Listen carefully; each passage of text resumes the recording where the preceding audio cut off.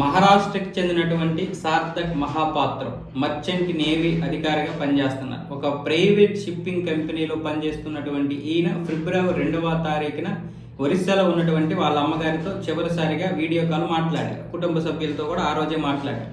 ఆ తర్వాత రోజు అంటే 3వ తారీఖున వాళ్ళ అమ్మగారు ఇతనితో మాట్లాడాలని ప్రయత్నం చేస్తే కలవలేదు. ఆ తర్వాత వరుసగా 2 రోజులు కలవలేదు. అప్పుడు కుటుంబ సభ్యులకి ఆ కంపెనీకి చెందినటువంటి వారు మీ అబ్బాయి కనిపించడం లేదు అని ఒక ఇన్ఫార్మ్ చేశారు. అప్పటి నుంచి వాళ్ళ అమ్మగారు ఇటు రాష్ట్ర ప్రభుత్వాన్ని అంటే ఒరిస్సా ప్రభుత్వాన్ని, కేంద్ర ప్రభుత్వాన్ని అడుగుతూనే ఉన్నారు ఇప్పటి వరకు. అయితే అక్కడ కంపెనీ ఏం చెప్తుందంటే ఆ ప్రైవేట్ షిప్పింగ్ కంపెనీ సింగపూర్ నుంచి చైనాకు తిరిగి వస్తున్నటువంటి ఒక షిప్లో ఈయన మిస్ అయ్యారంట. ఈయన మిస్ అయ్యి మొత్తం ఆ పడవ మొత్తం వెతికితే ఎక్కడా దొరకలేదు. అలాగే ఆ సింగపూర్ నుంచి చైనా వస్తున్నటువంటి మార్గం మధ్యలో మొత్తం సముద్రం అంతా కూడా గాలిస్తున్నారు. అయినా సరే ఇంకా దొరకలేదు. మరి ఎలా మిస్ అయ్యాడు? చనిపోయాడా లేకపోతే తప్పిపోయాడా?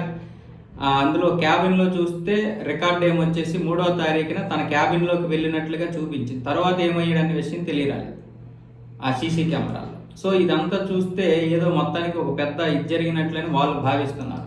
లేదు ఏదో మొత్తానికి పెద్ద ప్రమాదమే జరిగి ఉంటుందని కొంతమంది భావిస్తున్నారు. ఏదేమైనా సరే ఒక అధికారి మిస్ అయిపోయాడు. ఇప్పుడు రాష్ట్ర ప్రభుత్వం అలాగే కేంద్ర ప్రభుత్వం దీనిపైన వెంటనే స్పందించి మాకు న్యాయం చేయాలని కుటుంబ సభ్యులు అయితే అడుగుతున్నారు. అలాగే అటు ప్రైవేట్ కంపెనీలు కూడా మొత్తం అక్కడైతే సోదాలు చేస్తున్నాయి మా షిప్ ప్రయాణించినటువంటి మార్గం మధ్యలో. అయితే ఇలా చాలామంది మిస్ అవుతున్నారు.